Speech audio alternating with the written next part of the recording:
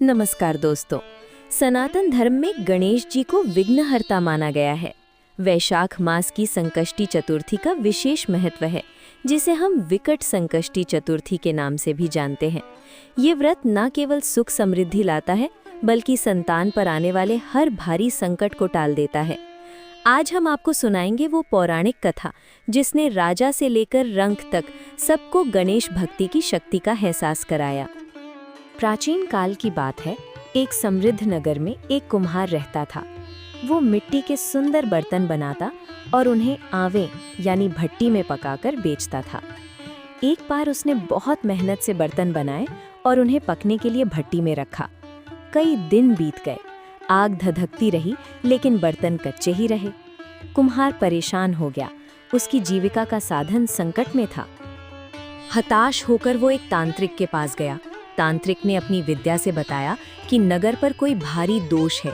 जब तक तुम किसी जीवित बालक की बलि इस भट्टी में नहीं दोगे, ये आग शांत नहीं होगी और बर्तन नहीं पकेंगे।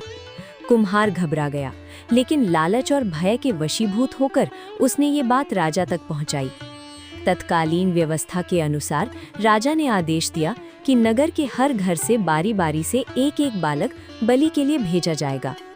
दिन बीतते गए, कई माताओं की गोद सुनी हुई। अंत में बारी आई उस नगर की एक निर्धन बुढ़िया की। उस बुढ़िया का सहारा केवल उसका एक एकलौता पुत्र था। संयोग से जिस दिन उसके बेटे की बलि तय हुई, उस दिन वैशाख माह की संकष्टी चतुर्थी थी। बुढ़िया गणेश जी की परम भक्त थी। जब सैनिक उसके बेटे को लेने आए तो वो विलाप करने लगी, लेकिन उसे अपने दुख हरता पर अटूट विश्वास था।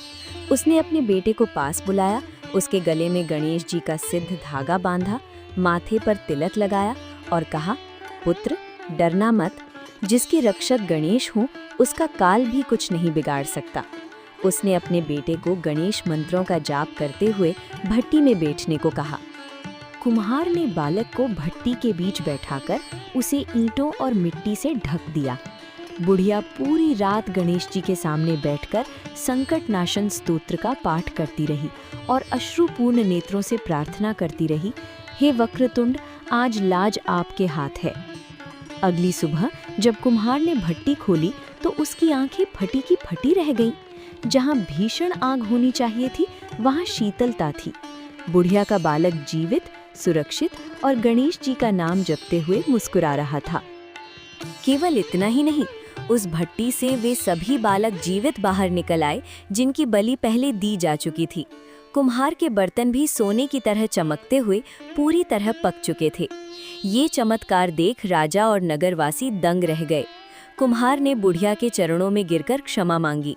बुढ़िया ने सबको बताया कि ये केवल सकट चौथ यानी संकष्टी चतुर्थी के व्रत और गणेश जी की कृपा का फल है।